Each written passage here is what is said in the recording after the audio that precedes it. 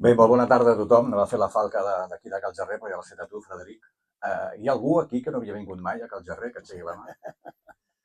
Dos, tres, quatre persones, bé poquetes. Doncs un altre dia heu de venir, com deia el Frederic, i conèixer tot el que hi ha en aquest edifici, que jo crec que val la pena, val la pena. I el Jaume Pla suposo que no el coneix ningú d'aquí, no? Soc un debutant. Sí, aquesta broma li faig moltes vegades, jo. Sí? Sempre dic que és una jove promesa que comença, que l'estem promocionant, que l'estem ajudant. El Jaume Pla el podríem presentar de moltes maneres perquè n'ha fet moltes de coses en la seva trajectòria, en la seva vida i les que farà. No em sembla que hi ha. Podríem dir moltes coses, però les direm desgranant amb aquesta xerrada, que al final el que voldria és que vosaltres també participéssiu i poguéssiu fer preguntes, no? Més enllà de que és Creu de Sant Jordi de la Generalitat, sempre la porta aquí, la creu, sempre, jo crec que se la posa per dormir també, no? També va ser Premi Ciutat de Sant Cugat extraordinari a tota una trajectòria, també. És el màxim reconeixement de Sant Cugat. I el gall.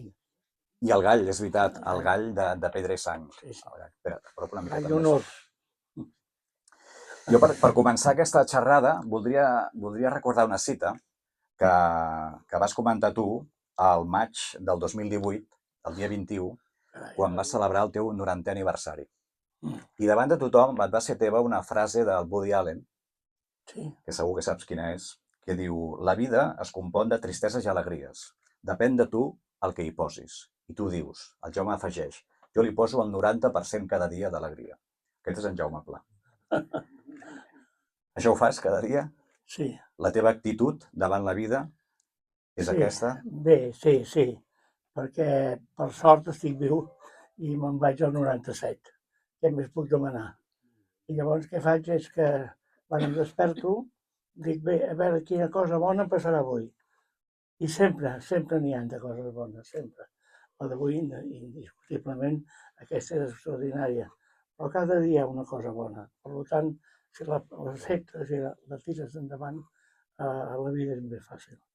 Jo crec que amb això tenim tots la sort d'estar vius i de participar en actes i viure a Sant Cugat, que també és una altra sort. Jo estic molt content.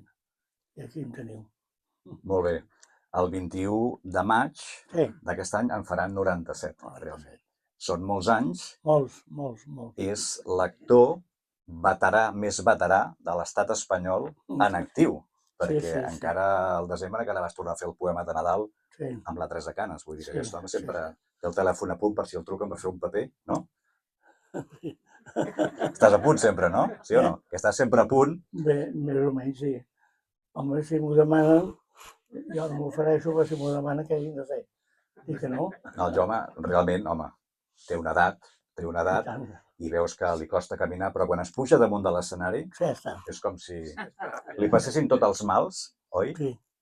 Però abans d'entrar amb la trajectòria, aquesta vocació que has portat sempre de tota la vida, potser hi ha alguna cosa, o hi ha una cosa que la majoria dels que estan aquí no coneixen. El Jaume és una persona que sempre va molt perfumada. Però això té una explicació. També. Però per què vas molt perfumat? Bé, perquè tota la vida he estat dedicat al món de la perfumeria. Perquè jo he fet teatre tota la vida, però no n'he pogut viure mai. I ara hi ha una estadística encara, que el 92% de la professió teatral, el 92% no poden viure del teatre. Hi ha un 8% que sí, el resta no. Han de fer altres coses, alternar i tal. I jo de jove ja volia fer teatre i vaig veure que no em donaria per viure i llavors ho alternava. Em vaig agafar feina en una empresa de perfumeria, després em va venir una altra, i vaig acabar al grup Puig, que és molt important, i després a la Minúcia. No sé si coneixeu, però us ensenyaré una cosa de la Minúcia. I llavors alternava teatre i feia la perfumeria. Per això el perfum per mi ha estat sempre una base. És un home perfumat i elegant, és molt elegant el Jaume. I ja que ho has mig mencionat, jo sempre els demano a tots els convidats que portin algun objecte personal per conèixer millor a la persona. Mira, ja ho treu, ja ho té a punt, ja. Doncs mira, l'objecte és que jo em vaig enamorar d'una noia a Rubí, que anava a Rubí només un temps. I aquesta noia era filla de Rubí.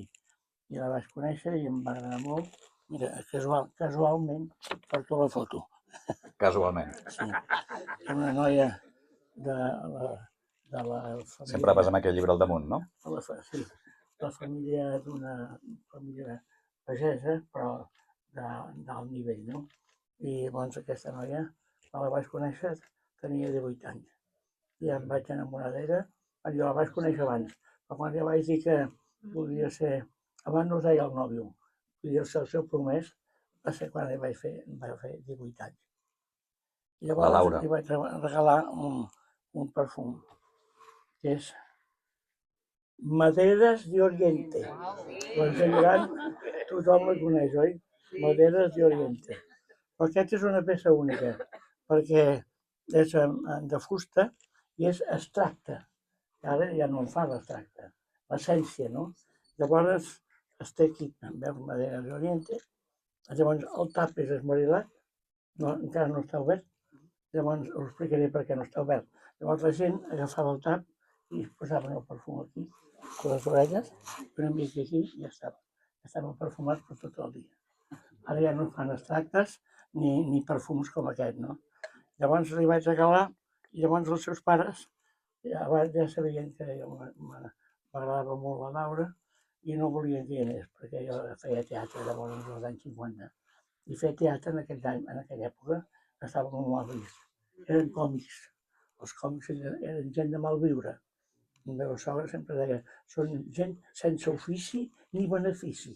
I llavors li va regalar aquest perfum, li va agradar molt, però diu, no m'ho puc posar, perquè si me'l poso se sentirà molt, i la meva mare dirà, ja te l'ha regalat el Jaume.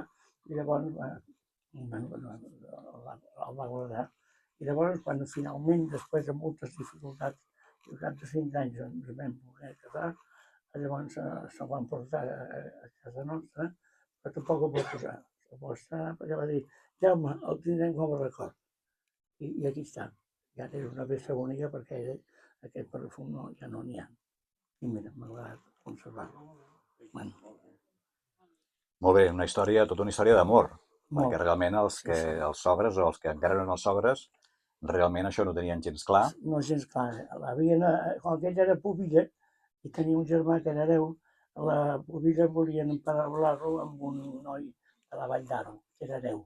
Llavors eren pagesos, diguem, organitzats bé econòmicament, llavors volien ajuntar el diner de la pubilla amb el diner de l'hereu. Llavors fer una bona administració i casar-la amb un noi de l'hereu.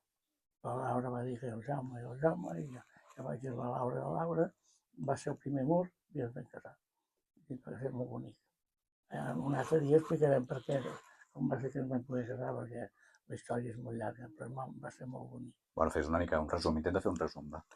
Fes un resum, sí, home. Doncs va, ho faré. Si ho vol explicar. Doncs se la van portar a la Vall d'Aro perquè coneixia relacions amb el noi, i més per les festes majors i tal.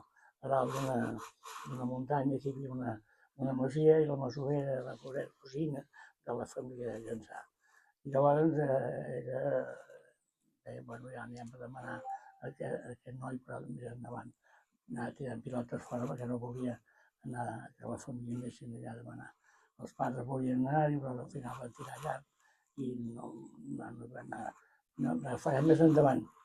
Llavors ella es va quedar fins que va poder tornar a Rubí, perquè ja havia quedat a Rubí, no? A treballar. I aleshores va dir, bueno, no, el Jaume ni mirar-lo.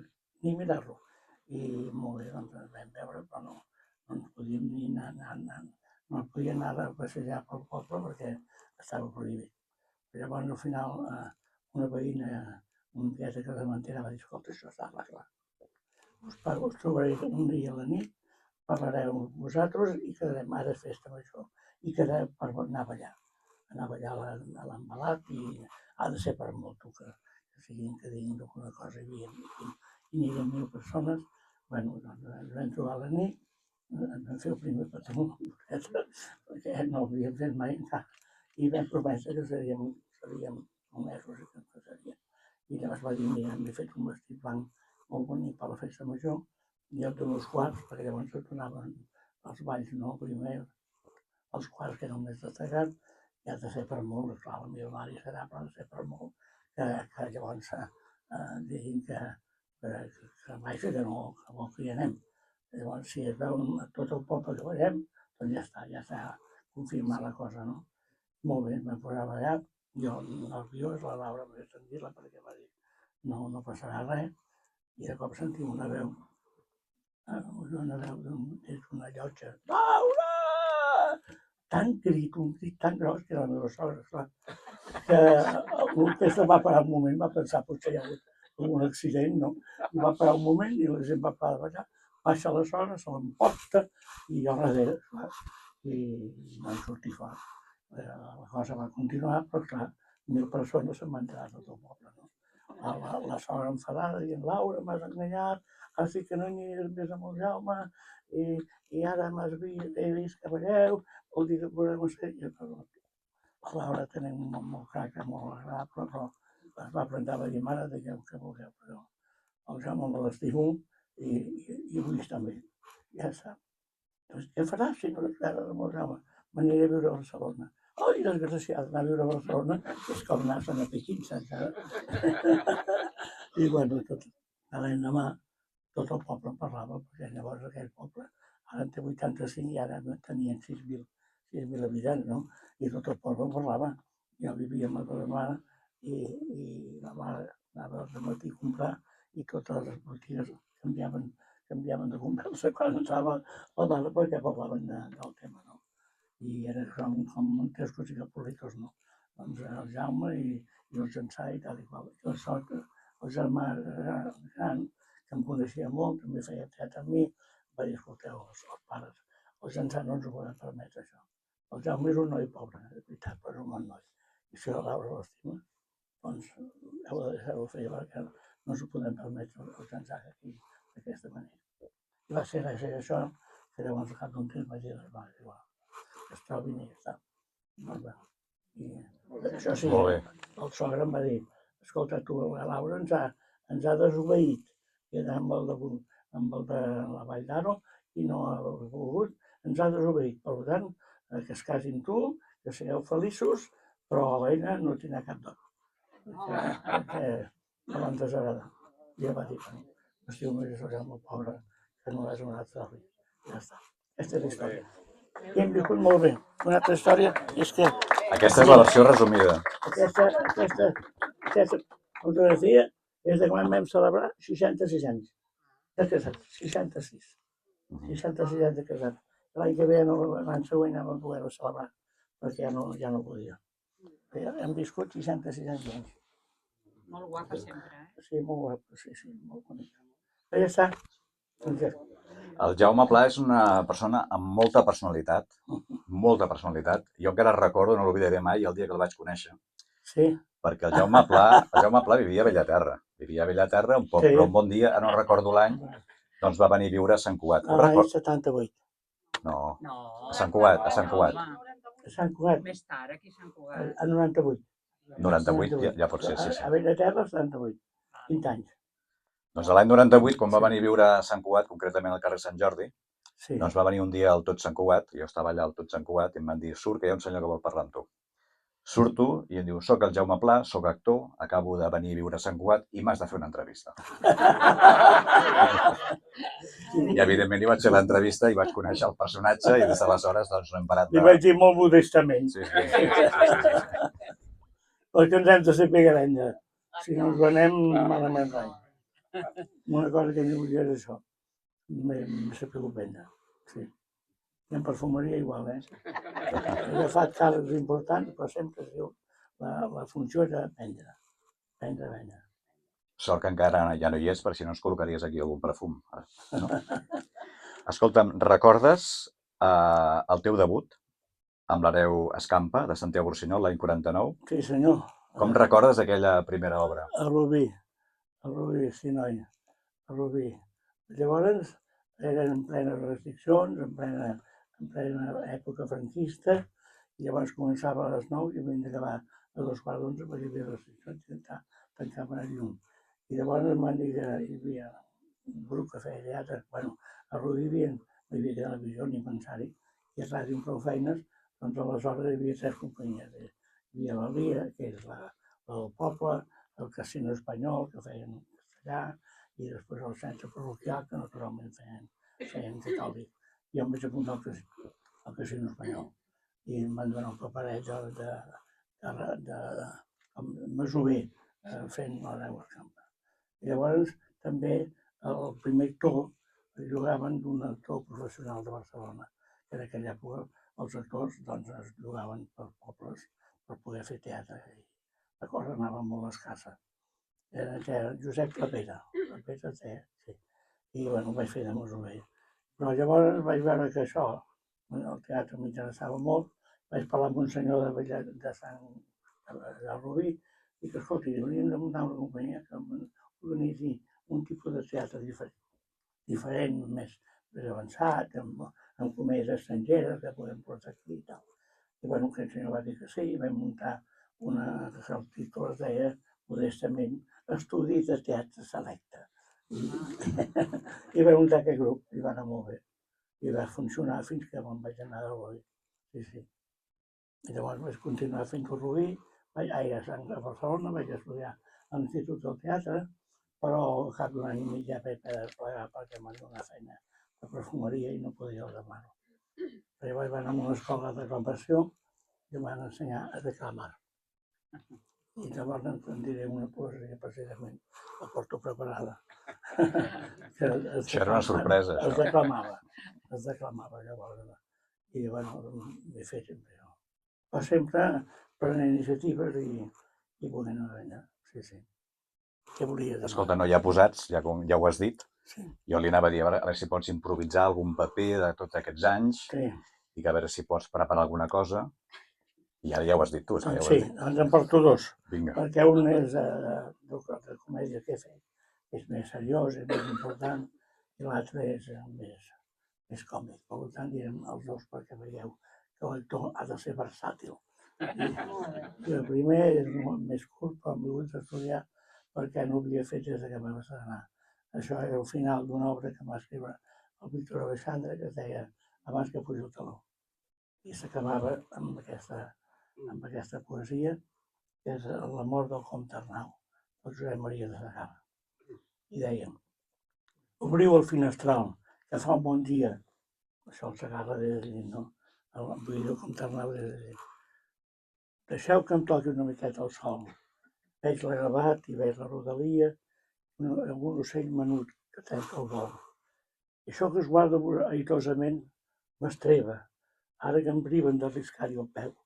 I me n'adoro que la terra meva és tan ben feta de per tot arreu. Ai, muntanyoles, degutants rieres, arbres menuts, caminalls de pau, tant que conec d'esqueres i de feres, i em costa tant de dir adéu-siau. És ben trist de girar sempre l'esquena i ser bèstia de cau o de pendís. És ben trist no mirar. Val tant la pena d'estimar tot això del meu país. Davant de finestra, un roquerol xisclava quan varen cloure els ulls del comte Arnau.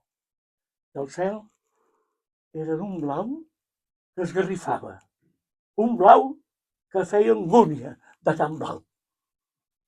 Molt bé. Molt bé. Bé, i l'altre és això, declamar, doncs aquest és en castellà. En Miguel Miura, un gran autor d'aquella època, que havia fet obres de teatre i era molt famós, però vaig trobar que tenia uns versos també. Eren paròdies, amb foments en ell, de les paròdies, de les romances que en aquella època hi havia. Tot això a l'època franquista, romances, perquè llavors les folclòriques es feien un romance, no? Un més conegut és un que diu: me lo contaron ayer las lenguas de doble filo, que te casaste hace un mes, y me quedé tan tranquilo. Otro, cualquiera, en mi caso, se habría echado a llorar. Yo, cruzándome de brazos, dije que me daba igual, porque sin ser tu marido, ni tu novio, ni tu amante, yo soy quien más te ha querido. Con eso tengo bastante. Això no ho vaig...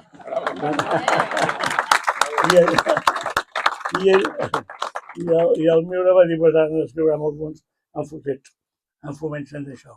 Jo va escriure el romance de la gitana i el perito agrónomo. I eren bromes, clar, que no reia futuro. Digo, él era perito agrónomo y ella gitana, jalé. Se conocieron un día en Ronda, al amanecer. Ella iba en su borriquillo a la feria de Jerez. Él iba andando despacio, camino de Santander. ¡Ay, luna, lunita, luna! Le dijo aquella mujer. Y él respondió, buenos días, parece que va a llover. Era un señor muy serio, con bigote estilo inglés. Y ella era gitanilla, gitané. Y anda, que anda, que anda, se llegaron a Jerez. Y en el camino cogieron limones, rosas de té y capullos de azucena y estrellas de amanecer. ¡Ay, qué camino más corto el camino de Jerez! Te quiero, gitana blanca, le dijo el señor aquel, bajo un limonero verde color de leche y café. Y la gitana le dijo, para lograr mi querer, en vez de perito agrónomo, torero tienes que ser. Y un toro, torito toro, tú me tienes que ofrecer en la plaza de Almería o en la plaza de Almoguer. ¡Ay, qué camino más largo el camino de Jerez! Yo no quiero ser torero, porque me puede coger un toro, torazo toro, y me puede hacer puré en la plaza de Almería o en la plaza de Almoguer, decía aquel señor llorando y blanco como un papel. Quiero que vista de luces y en un programa leer perito agrónomo chico, hoy toré en Santander. Quiero que toree un toro y mate árbol a pie para yo mientras rezarle a la Virgen de Jerez. Ay, mi gitana, gitana, qué cosas me haces hacer. Ay, mi perito, perito, torero tiene que ser. Y se vistió de torero, con su japa y su corsé, mientras el mozo de estojes le preparaba el tupé, y blanco como la luna, a la plaza que se fue. Y salió el primer torito que se dirigió hacia él, y un grito sonó en la plaza, tan rojo como un clavel. ¡Ay! ¡Ay! ¡Ay! ¡Qué cornada le ha dado en la región Parietel! Parietel, sí. Perito, agrónomo chico, por culpa de una calé, al camposanto te llevan 4 mozos de Jerez. ¡Ay! Mi gitana, gitana, qué cosas me hiciste hacer. ¡Ay! Mi perito, perito, perito, perdone usted. Ya está. Ja està. Ja podríem marxar. Encara no. Escolta, quina memòria que tens, eh? Sí, Quina memòria. Jo ara recordo fa uns anys, aquest fragment, el primer fragment que feies referència era d'abans que pugi al taló del Víctor Alexandre, de Sant Cugat. Sí. Jo recordo quan ho vas fer. Quants anys fa d'això? Això quan tenia 87. 87. Ara farà 10. Farà 10 anys. Bueno, Doncs era una obra... Va durar 3 anys, eh? Va durar 4 anys, va durar. Sí, 4 anys. Doncs sortia ell a l'escenari, bueno, també sortia el Salva Fenollar, però realment era pràcticament un monòleg de 90 minuts. Ho era. 90 minuts. Un minut, sí. Una hora i mitja. Sí, quasi. Però com, imagineu la memòria aquesta d'aquest home. Això no és fàcil, no? Com es treballa això, la memòria, per sortir a un escenari? Mira, a base d'estudiar molt. Vaig ser 9 mesos estudiant. I l'ajudant de direcció, aquí, El Salva. El Salva Fenollar estava amb mi durant aquests 9 mesos, cada dia. I bueno, jo encara quan anava fora, i em vaig aprendre la lliçó que era aquest gran autor. Quan la vam fer el Romeu em va preguntar ell, Josep Maria Pou, que treballa molt, aquest està dintre el 8% que no para.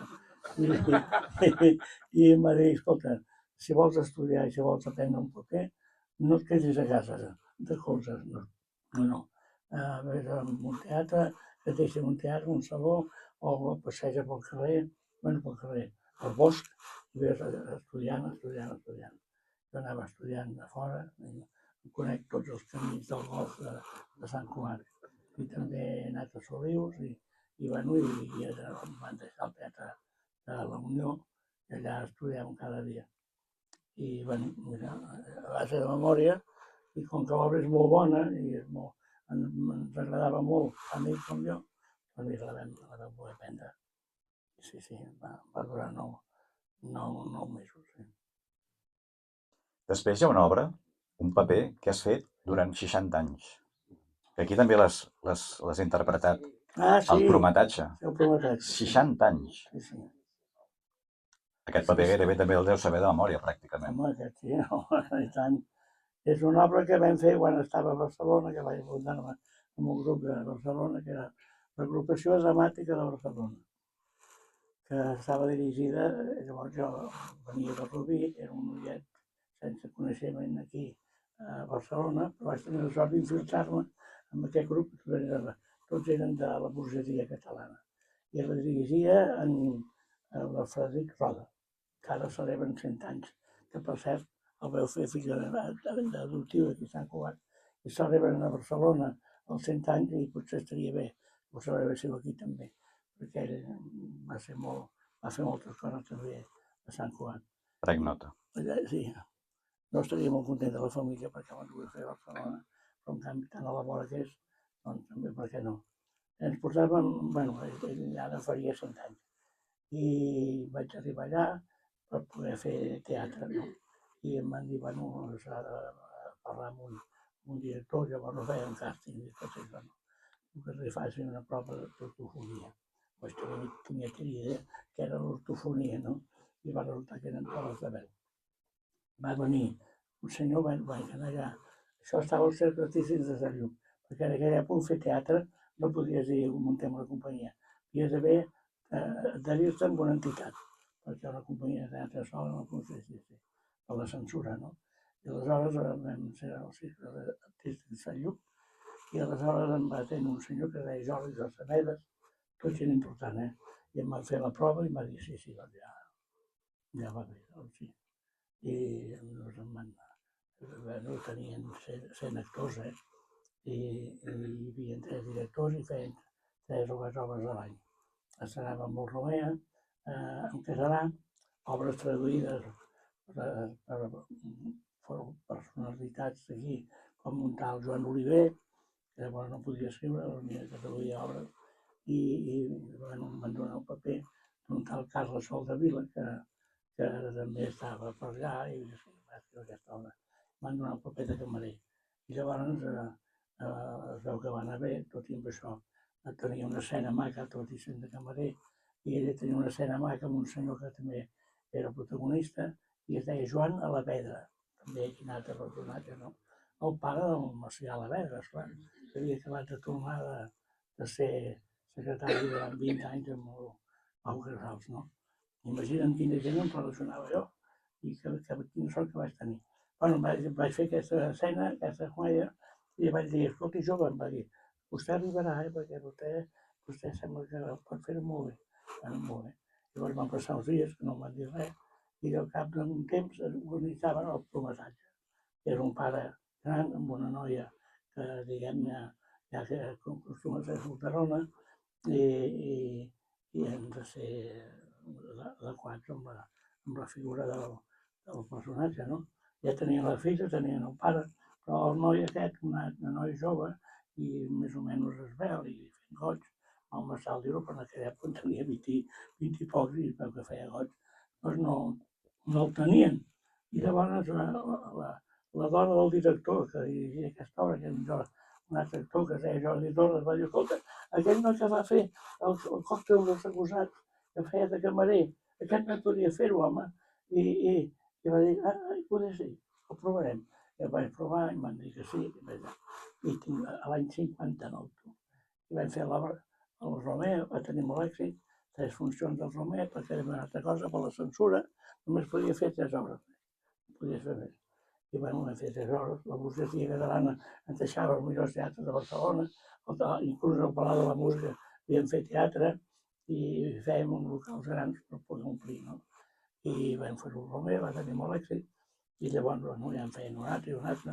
Però llavors jo amb aquest antic que tinc de venedor vaig dir, escolteu, aquesta obra jo no podia organitzar vols per meu compte, no per res, no cobrant, però vull dir, és tan bona i ha sortit tan bé perquè no anem fent bolos. Van dir, bueno, si vols fer-ho tu. I vaig anar organitzant bolos.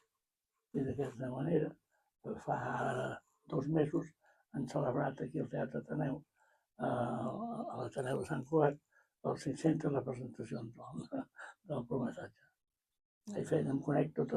Primer ho fèiem en teatres de pobles, no? Després Ateneus. Després, llavors, a la Burgesia Catalana, jo els demanava que coneixia gent i anar a fer-ho a casa seva, no? I ho fèiem a casa seva.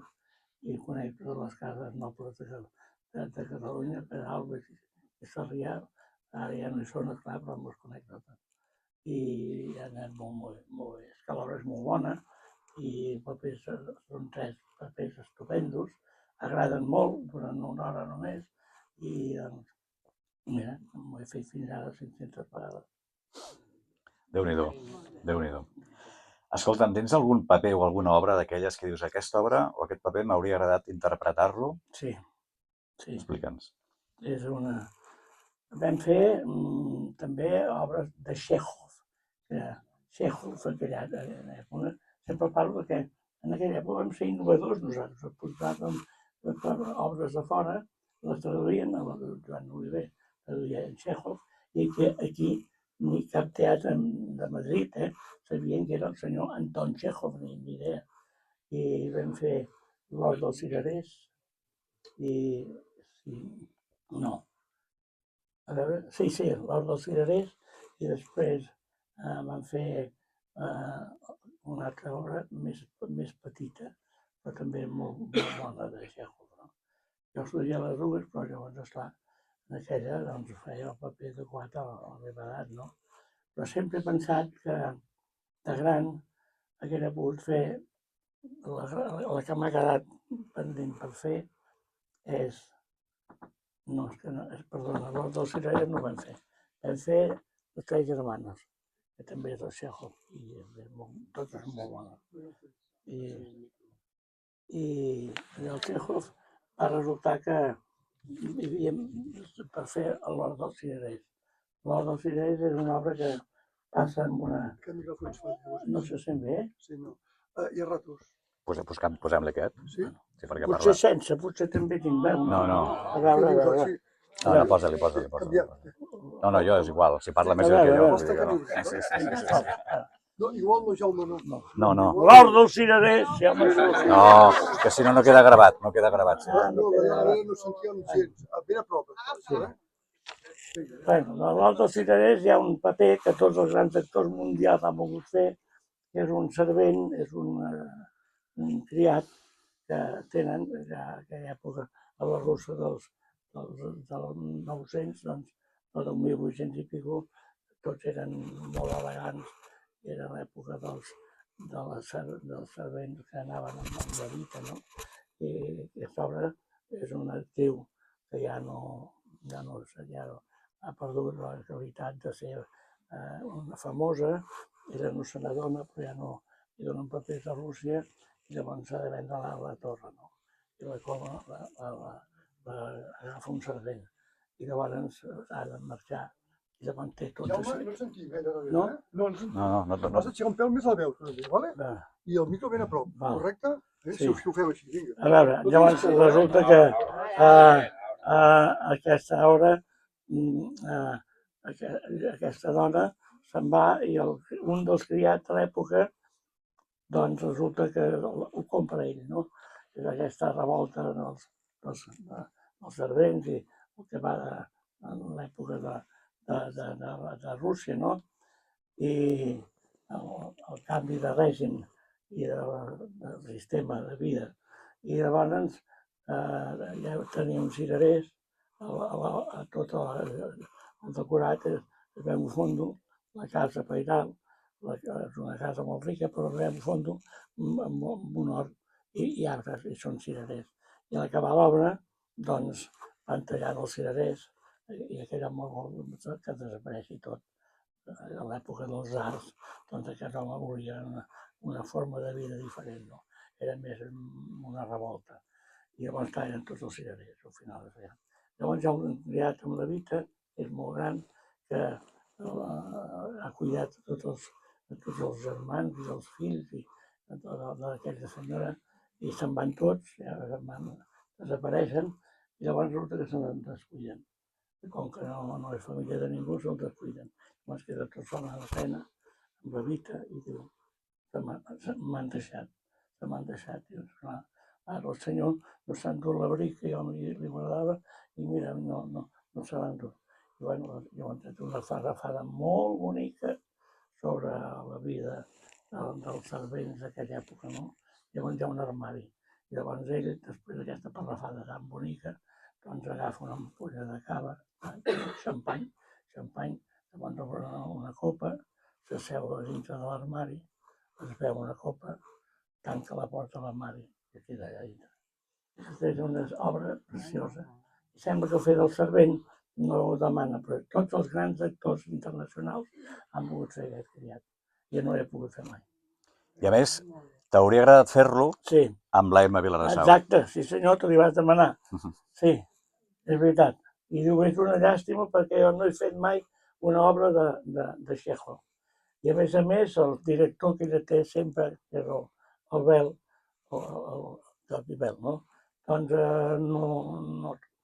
no és aficionat al Chekhov i no han fet. I m'encara sé si jo fes mai la senyora els Flotats, quan la van estrenar al Teatre Nacional, amb ell, l'obra que van estrenar, després el van destituir, el van fer al camp, però l'estrena va ser la Gavina, però ell volia fer l'Hort dels Cirerers, els Flotats. I la primera direcció, la dama, era la Núria Espert.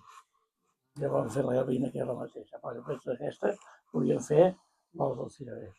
Perquè Chekhov, a tot el món, hi ha 4 obres que s'han fet sempre, i encara les estan fent ara. L'Hort dels Cirerers, les 10 setmanes, l'Ultravània i... espera, donat. L'Ultravània, les 10 setmanes, i, bueno, una altra, l'última. L'última, però 4 obres que ja un any, amb un teatre o altre, a tota Europa, sobretot a Europa, es fan cada any. I ja està m'ha quedat. I ara encara, mira. Bueno, encara hi ha temps. Escolta'm, ja està. Un ocellet m'ha explicat, això no sé si té alguna cosa a veure amb el teatre o no, però que tens una certa debilitat pels mariachis. No. Home, sí. Què passa amb els mariachis i el Jaume Pla? Bueno, perquè la debilitat me l'ha encomanat el meu fill, el Jaume, que té uns restaurants a Barcelona que es diuen Pla, naturalment. I un any per una festa de la seva mare, doncs estava a casa, tenia un pis a la plaça del Pi, i mira, va celebrar els 60 anys de la mare. I van, imagina't, 60 anys, i van fer la festa i anaven venint tots els fills convidats, que tinc 5 fills i una colla, bueno, i tot va anar bé, però abans de començar van trucar a la porta una altra vegada i li va dir al Jaume, mare, vés a obrir tu. I ja ho sabien, no? Llavors van obrir i es troba amb mariachi a la porta per felicitar la mare, no? I cantant aquella cançó, el día que tú naciste, nacieron todas las flores. Bueno, i d'ençà aleshores, jo a cada aniversari, doncs mira, hem convidat el mariachi. Sí. I era molt simpàtic, amb aquells barrets enormes, no? I amb aquelles guitarres i aquelles vels, i sempre canten les mateixes cançons, vol dir que... Però mira, m'ha agafat aquesta afició. I quan vam fer, tenim una tertúlia que Sant Joan, també una cosa una mica teatral, fa 14 anys que tenim una tertúlia amb una colla d'amics, ens trobem el divendres en un bar aquí, El Zum Zum, el Zum Zum, a la plaça Augusta. exacte. I de 10 a 12 ens trobem allà. I el que vol venir, el que s'hi vol quedar, Allà ho arreglen tot, allà ho arreglen. Hi ha uns tipus, uns titulars que hi som sempre, no? I el que vol venir s'hi queda. I parlem de tot, no? I aleshores parlem de política, naturalment, també. Però llavors, un any, mira, podem dir-ho, no? El Salva feia l'aniversari, vaig dir, mira, ho hem de celebrar d'una manera molt especial, no? I com que el Jaume coneix aquests mariachis, va dir, Jaume, poden venir aquests mariachis? Van dir, sí, tant que poden venir. El dia tal. Estàvem allà esmorzant, a quarts d'11, que ja eren tots, i de cop entren a dins, i també, el dia que tu naciste, i tothom va quedar estupefacte, perquè ningú sabia. I la noia, la propietària del bar, va quedar, va deixar de servir, es va seure sobre una taula, va posar les cambres sobre la taula i va escoltar el recital de mariachis. Sí, perquè és diferent, no? I hem fet, llàstima que no es porti a casa, un guard de llibres que posen 14 anys del Zum Zum i hi ha la foto dels mariachis amb tots nosaltres. Molt bé. Aquesta debilitat. Molt bé. Escolteu, ara us convidaria a aquell que vulgui doncs, a fer-li alguna pregunta al Jaume o algun comentari. Darrere costa molt de sentir si no agafeu el micròfon. Com es sentís, No, dic, algú qui vol trencar el gel, qui vol fer-li una pregunta. Mira, Vinga. allà baix. Sí, va, sí. Aquí a la dreta. Hola, bona tarda a tots. Salutacions, Jaume. Bona tarda. Bona tarda. Jo sóc aquell rubinenc que havia de venir i vingut, a saludar-te, perquè he parlat per telèfon un cop. Ah, sí, noia. Sí? Que Llavors, amb la de petit a casa havíem viscut al teatre. Sí, de Rubí, no? Sí, Sí, home. I teníem molts prospectes escrits Sí, de l'estudi de teatre Selecte, sí, que la meva mare també feia teatre, sí, la Cati Coret, a Catigoret. que havies treballat amb ella. Sí, era la dama jove. Llavors anàvem per categories. Primer actor, primer actriu, dama jove, galant, sí, anava així. Era molt maca la teva mare, la Cati, i feia dama jove. Sí. Era la parella meva. Bueno, Sí. a mi m'ha fet molta gràcia perquè no ens coneixem personalment, per cas ho havíem viscut, me varen parlar del Jaume Pla Sí, i bueno, quan vaig recollir les coses de la mare de teatre, les obres de teatre, no sabien els prospectes, els programes i que l'estudi de teatre Selecte. Si vols fer un minutet de com va anar aquella època del teatre Selecte i a mi em faria molta gràcia, perquè clar, per mi és un document visual i auditiu que em fa molta il·lusió. vine a casa un dia i t'ensenyaré les fotos, perquè una cosa que tinc també és que em guardo totes les fotos. Ara que la gent no porta el mòbil, jo fan una foto, fem una funció, les traiem de l'àlbum, les traiem del mòbil i les posem en un àlbum. I això és més difícil, però ho guardem totes. Tinc 90 àlbums. I amb el teatre estudi vam fer moltes comèdies i van funcionar molt bé. I bé, a Rubí, doncs, de les 4 companyies que hi havia, la Lira, el Teatre Auditori, el Teatre a la parròquia i l'estudi, doncs nosaltres érem els més avançats i va anar molt bé, vaja. Sí. Doncs moltes gràcies per haver-te escoltat, per mi feia molta gràcia. Sí, home. Després compartim 2 minutets, si vols, després Molt bé. de la gran actuació. No et veig aquí, no et veig al comet. Bueno, i després m'acosto. Bueno, després quedarem perquè vinguis un dia a casa. No, t'ho diu de veritat, Totes les fotos. Sí. Moltes gràcies, doncs anem parlant. Sí, noia. Ja parlem de fa uns anys enrere, els anys 50. Qui més vol fer alguna pregunta o algun comentari o saber alguna cosa més de... Perdó, sí. Hola, bona tarda. Sí.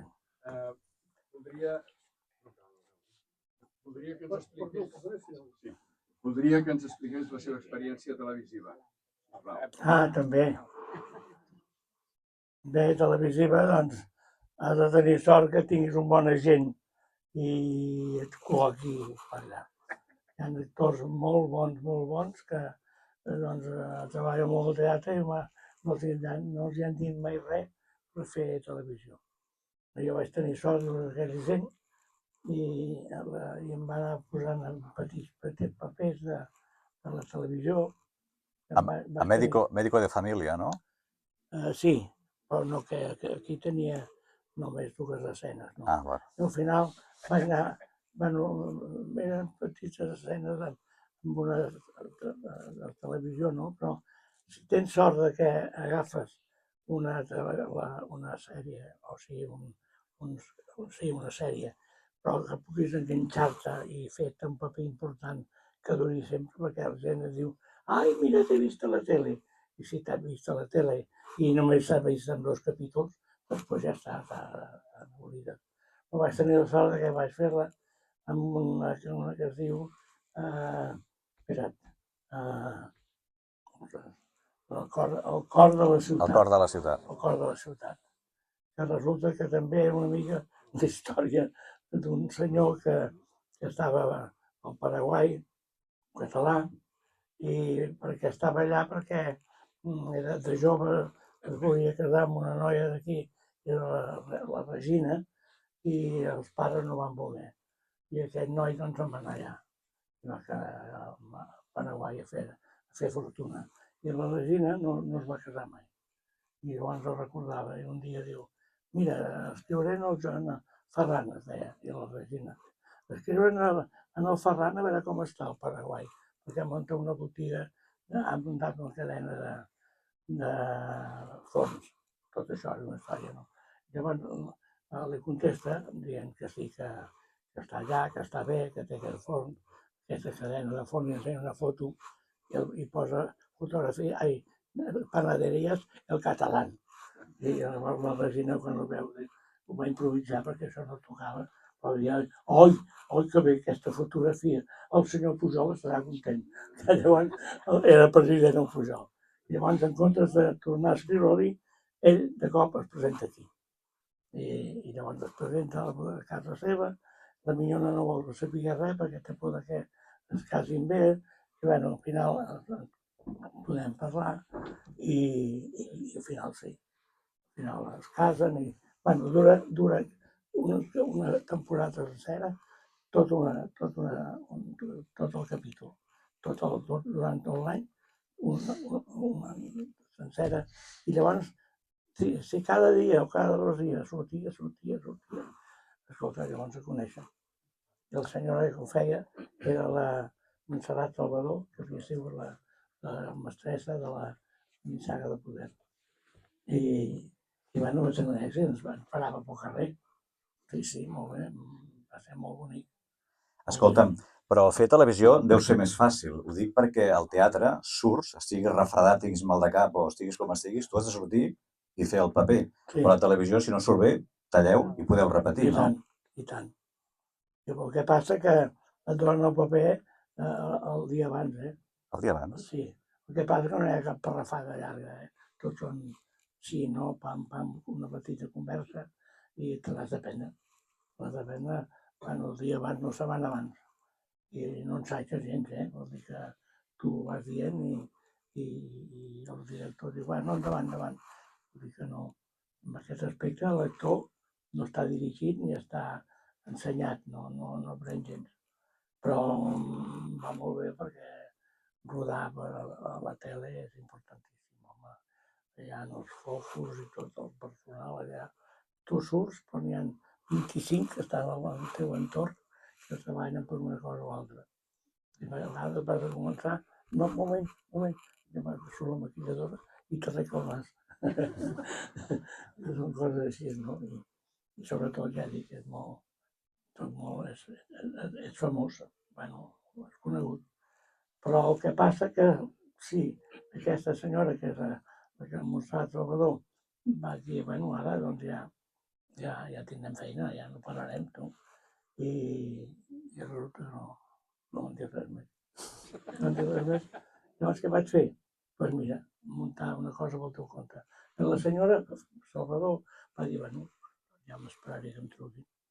I van estar anys a casa seva esperant que la truquin, no li van dir res més, va agafar una depressió i ja no ha pogut fer mai més res. I llavors jo vaig muntar un grup que deia TTP, el teatre truca a la porta.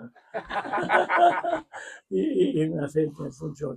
Llavors sent el Ferran, doncs, trobaves feina. I també enganxàvem el prometatge una altra vegada, no? I anàvem fent a casa.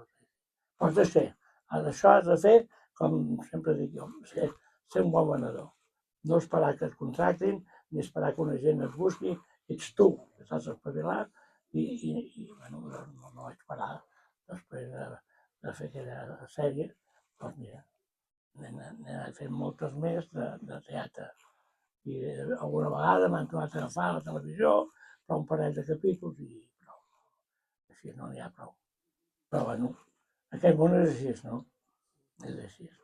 Escolta, Jaume, crec que per un actor el pitjor que li pot passar a un actor de teatre damunt de l'escenari és quedar-se en blanc, oblidar-se de... Això t'ha passat mai a tu? Sí, com a tothom. I com te'n surts? Com ho arregles, això? Doncs mira com he pogut. Si hi ha altres actors, són els altres que t'ajuden. Saps? Si veus que quedes en blanc, l'altre, pam, dona una frase i agafes, no? Això, amb els companys, els actors, hi ha molt bon ambient. Vol dir que ja ha passat amb altres actors que queden en blanc i jo hi sortia i pam, li donava el peu, no? Ara, el fotut és quan estàs sol amb l'escena, llavors sí que ja, mira, quedes en blanc, però pares un moment, però dius una frase i t'enganxes. Però has de tenir ofici, això sí. No s'ha de notar que quedes en blanc i normalment no es nota. Ara, si ets un noi jove que comença, doncs es veu. Però normalment, això sí. I tu quin consell li donaries a un jove que vol iniciar-se en el món del teatre? Doncs que mira, que estudi teatre però estudi un altre ofici. Sí. Que estudi dues coses.